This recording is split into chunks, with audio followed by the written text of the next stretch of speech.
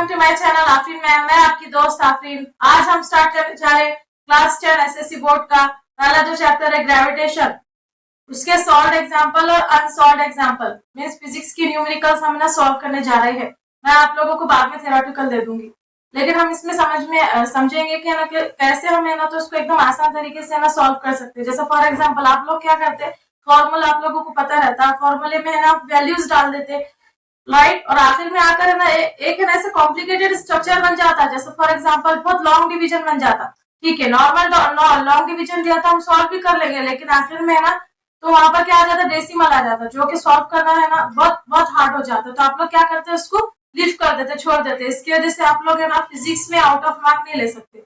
अगर आपको out of mark लेना है तो आप लोगों को क्या करना पड़ेगा, जैसा ऑलरेडी मैंने है ना पहले के 2 वीडियो के अंदर आप लोगों को है ना ट्रिक बताई, ट्रिक 1 और ट्रिक 2 आप जाके देख सकते हैं, जिसमें आपको समझ में आएगा कि नॉर्मल नंबर को कैसे है ना 10 की पावर में कन्वर्ट करें और 10 की पावर को नॉर्मल नंबर में कैसे कन्वर्ट करें। अब इससे क्या फायदा, ये नंबर को हम कन्वर्ट करेंगे 10 के पावर में तो क्या हो जाएगा, इसको देखो जैसे फॉर एग्जांपल मैं आप लोगों को क्या बोली, आप लोग एग्जांपल सॉल्व कर लेते, मतलब आखिर तक आ जाते, आखिरी स्टेज पे आप क्या कर देते, छोड़ देते उसको सॉल्व करना मैं आप लोगों को बताऊंगी कि एकदम ब्रीफली, एकदम डीपली, एकदम आसान तरीके से, क्योंकि कैलसी तो अलाउड है नहीं, तो आप लोग उसको आसान तरीके से कैसे सॉल्व कर सकते हो। तो आप लोगों को समझना पड़ेगा कि यार आप लोगों को 10 की पावर यूज करना पड़ेगा। 10 की पावर से आप क्या कर सकते हैं, बड़े से बड़ा क्वेश्चन आप है ना एकदम आसान तरीके से सॉल्व कर सकते हैं। जैसा फॉर एग्जाम्पल मैंने यहाँ पर एक है ना पहला क्वेश्चन ली, कौन सा क्वेश्चन है देखो, जैसा कि मैं आपको बोलती ग्रेविटेशन का न्यूमेरिकल से पहला है सॉल्व एग्जाम्पल, पेज नंबर 6 के ऊपर देखो क्या बोल रहा हो। एग्जाम्पल 1 में बोल रहा है, देखो Mahendra and Virat are sitting at a distance of 1 metre from each other, their masses are 75 kg and 80 kg respectively. What is the gravitational force between them? यानी सबसे पहले हम लोगों को क्वेश्चन पढ़ना है, क्वेश्चन पढ़ने के बाद उसको समझना है, सॉल्व करने का तरीका देखो, समझने के बाद एक है ना इमेजिनरी डायग्राम बनाओ, इमेजिनरी डायग्राम बनाने के बाद फिर क्या करेंगे, हम गिवन लिखेंगे, गिवन लिखने के बाद है ना हम ऐसा यूनिट चेक करेंगे, क्योंकि है ना ज्यादातर हमको बहुत सारे क्वेश्चन जो रहते वो ऐसा यूनिट के अंदर ही है ना हमको सॉल्व करना पड़ता। अगर समझो फॉर एग्जांपल अगर ऐसा यूनिट में है, सीजीएस यानी कि छोटी यूनिट में है, तो हमको है ना उसको कन्वर्ट करना पड़ेगा। जैसे फॉर एग्जांपल अगर 5 वैल्यूज है, 5 वैल्यूज में से ना 4 अगर है ना समझो बड़े यूनिट में है, ऐसा यूनिट में, और एक वैल्यू है ना सीजीएस में यानी छोटी यूनिट में है, तो भी हमको क्या करना पड़ता है, उसको कन्वर्ट करना पड़ता है। जब तक हम कन्वर्ट नहीं करेंगे तो वो है ना हमारा आंसर रॉन्ग आएगा। जैसे फॉर एग्जाम्पल यहाँ पर एक क्वेश्चन हम लोगों ने अभी पढ़े, तो सबसे पहले हम क्या करेंगे, एक इमेजिनरी डायग्राम बनेंगे, फिर गिवन लिखेंगे, गिवन लिखने के बाद हमारा काम क्या रहेगा, ऐसा यूनिट को चेक करना, अगर ऐसा यूनिट राइट है तो फिर हम आगे प्रोसीड करेंगे, फॉर्मूला लिखेंगे, फॉर्मूले में पूरी की पूरी वैल्यू पुट करेंगे, फिर आखिर में जैसे ना मेरे को पता है आप लोग कहाँ पे स्टक हो जाते, फिर आप लोगों को बताऊंगी मैं वहां पे आप लोग कैसे आसानी से उसको सॉल्व कर सकते हैं। चलो लेट स्टार्ट इट। जैसे फॉर एग्जाम्पल सबसे पहले आप लोग क्वेश्चन पढ़ो, महेंद्र एंड विराट, देखो दो है ना, तो यहाँ पे ना दो मेल की बात करें, देखो जैसे फॉर एग्जाम्पल एक है ना मेल है, जैसे फॉर एग्जाम्पल मेल 1 का नाम क्या है, महेंद्र, राइट, और उसके बाद है ना वो क्या बोल रहे हैं, एक है ना दूसरा जो मेल है या फिर मैन बोल सकते हैं आप, क्या है उनका नाम, सेकंड उनका नाम है विराट। अब वो क्या बोल रहे हैं, are sitting at a distance of, दोनों एक दूसरे से यानी अगर अपन सेंटर से है ना उनका डिस्टेंस कवर करें तो कितने मीटर का डिस्टेंस है, 1 मीटर का डिस्टेंस है, देखो।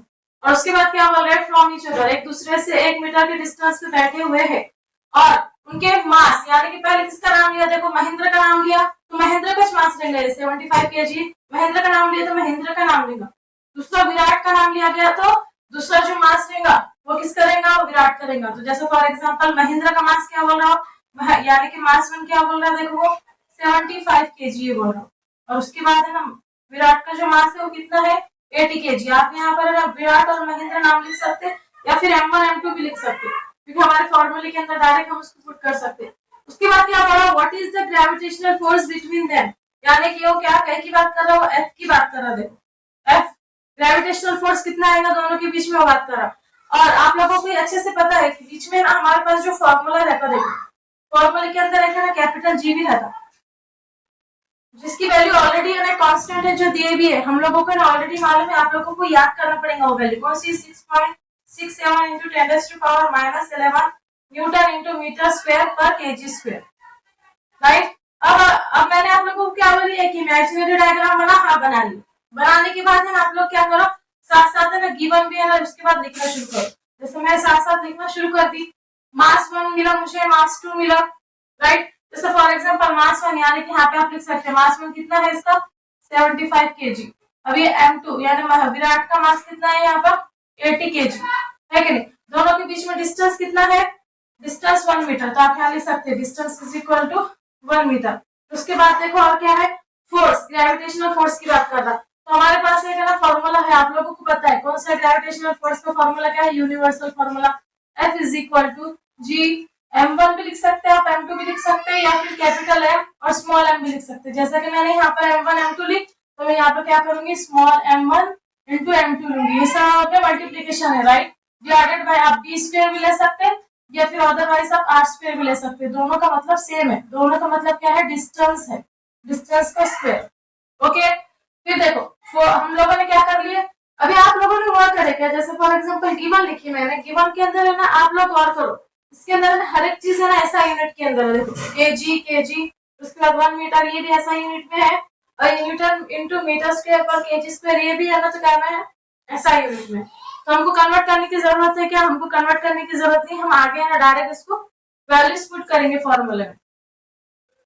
जैसे g की वैल्यू कितनी है देखो 6.67 इंटू 10⁻⁻11 इंटू मास 1 कितना है 75 kg और मास 2 कितना है 80 kg, राइट। और उसके बाद है ना क्या बोल रहा हूँ, डिस्टेंस कितना है 1 का स्क्वायर, अगर नहीं भी लिखे तो चलता, लेकिन बताऊंगी मैं आपको। फिर क्या करना है पता है आप लोगों को, ये जो 10 है 10 की पावर को एक जगह करो और बाकी की जो नंबर है सबको एक साथ लिखो। यानी कि फॉर एग्जांपल आप समझ सकते हैं एक ट्रे के अंदर समझो बहुत सारे फ्रूट है, जो सेम फ्रूट है ना उसको एक जगह रखने का है, राइट, और ट्रे के अंदर समझो सजाना है। उसी तरीके से देखो जैसे फॉर एग्जांपल जो नंबर है उसको एक साथ लिखो।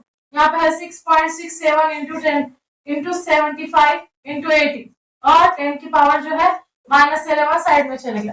और 1 का स्क्वायर क्या होता है 1 ही रहता, तो हमको लिखने की जरूरत है क्या, नहीं है। अब उसके बाद देखो, अब जैसे फॉर एग्जांपल अगर आप लोगों ने ये दोनों नंबर को मल्टीप्लाई करे तो कितना आएगा 75 इंटू अगर 80 करे तो देखो 0 तो ऑलरेडी आ जाएगा, 8 5 से कितना होता है 40 का 0 कैरी 4, 8 7 जा 56 प्लस 4 60, राइट। तो कितना आंसर आया ये 6000। तो मैं ऐसे लिख सकती क्या 6.67 इंटू 6000, राइट। और जो बचा हुआ है 10⁻⁻11 ये आ गया हमारा।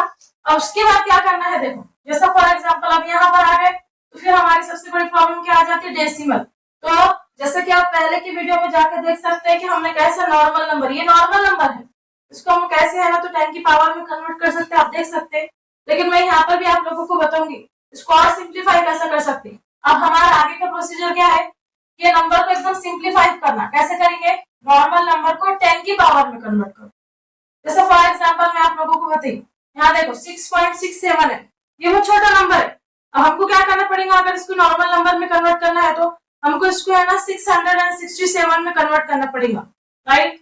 तो जैसे फॉर एग्जांपल सबसे पहले मेरे को क्या करना पड़ेगा, मल्टीप्लाई विद 10, ओके, उसको नॉर्मल नंबर में कन्वर्ट करना पड़ेगा। तो अब मैंने आप लोगों को इससे पहले भी बोली, अगर छोटे नंबर से बड़े नंबर में हम कन्वर्ट करते हैं तो पावर क्या लेंगे, माइनस लेंगे या प्लस लेंगे। तो हम क्या लेंगे, यहाँ पर छोटा नंबर है ना 6 को हम क्या में कन्वर्ट करें 667, छोटे नंबर को बड़े नंबर में कन्वर्ट करें, स्मॉल नंबर को बिग नंबर में कन्वर्ट करते पर 10 की पावर क्या लेंगे हम, माइनस लेंगे, राइट। उसके बाद ये जो डेसिमल है, डेसिमल को हमको क्या करना पड़ेगा, 2 डिजिट के बाद शिफ्ट करना पड़ेगा। देखो एक यहाँ से लेके यहाँ पे 1 डिजिट होता हो, यहाँ से यहाँ पर 1 डिजिट हो जाता है, इसके पीछे चले गया तो हमको इससे कुछ मतलब क्या नहीं, हमको सिर्फ ये नंबर होना 667। तो जैसे फॉर एग्जांपल कितने डिजिट हमने है ना आगे शिफ्ट करे उसको 2 डिजिट, तो मैं 2 का 2 यहाँ पर लिख लूंगी, आए समझ में। फिर यहाँ पे कितना नंबर हो गया 667 हमको मिल गया, राइट। आई होप आपको समझ में आया होगा। अब देखो 6000 को हम कैसे लिख सकते हैं, 6 इंटू 1000 लिख सकते हैं, है क्या नहीं, लिख सकते हैं ना। उसके बाद 10⁻⁻11 लिख लो, फिर उसके बाद थोड़ा सा आगे चलो 667 लिख लो। अब ये जो दिख रहा है क्या आपको, इस पे दर्जा के साइड से लेकर आओ, 6 लेकर आ गए हम लोगों ने, इंटू का इंटू। अब ये जो दिख रहा है आप लोगों को यहाँ पे क्या है, देखो यहाँ पे ये जैसा फॉर एग्जांपल 10 की पावर 3, 10 की पावर 3 का मतलब क्या है, 1 जो है ना 1 एज इट इज 1 रहने दो, और कितने बार 0 लिखो बोल रहा हूँ, 3 बार 0 लिखो बोल रहा है, इसका ये मतलब रहता है 1 का 1 रहेगा और how many times zeros are present, 3 बार है ना, तो 0 है तो 3 की पावर 0 की पावर 3 लिख लो, आपके समझने के लिए, राइट। अब यहाँ पे क्या बच गया, ये बच गया 10 की पावर -2 बच गया, राइट, इंटू 10 की पावर -11। तो पहले सबसे पहले क्या करेंगे, हम 10 की पावर को ना सॉल्व करेंगे, बाद में इधर के नंबर को छेड़ना, जब तक इसको हाथ नहीं लगाना, राइट। अब इधर देखो आप, जैसे फॉर एग्जांपल इसको एज इट इज रहने देने का, 667 इंटू 6 एज इट इज रहने दो, राइट। फिर उसके बाद जो ये माइनस माइनस है उसको एक साथ करो। आप लोगों को पता है क्या है बेसिक रूल मैथ्स का, कि अगर पावर सेम, सॉरी बेस अगर सेम है तो पावर की एडिशन होती है कि नहीं। अब जैसे यहाँ पर देखो बेस है ना सेम है, यहाँ पावर की एडिशन होगी, लेकिन यहाँ पे माइनस होने की वजह से माइनस का साइन तो ऑलरेडी लगने वाला है, देखो माइनस का माइनस ऑलरेडी ले ली, 11 और 2 कितना होता, 14 होता, राइट। फिर उसके बाद देखो अब 14 में से 3 का कितना बचा, 11।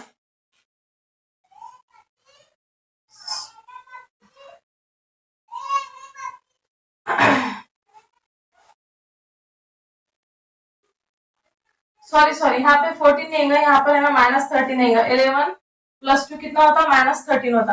अब अगर आप यहाँ पे अच्छे से देखेंगे 13 में से 3 गया तो कितना बचा, देखो 13 में से 3 गया था -10 बच गया, ओके। अब यहाँ पर है ना हमारे पास एज इट इज ये रहने देने का, सबसे पहले क्या करना पड़ेगा हमको, तो 10 की पावर पूरे तरीके से कंप्लीट है ना हमको सॉल्व करना पड़ेगा। तो उसके बाद जो बचे हुए नंबर है तो उसको फिर है ना मल्टीप्लीकेशन डिवीजन जो भी आप करना चाहे वो करेंगे, तो ऐसे सॉल्व होते होते ये स्टेप सॉल्व होंगी। अब अगर समझो फॉर एग्जाम्पल मैं आपको बोल रही 6 को है ना 667 से मल्टीप्लाई करो, क्या आंसर आता देखो, 6 7 जा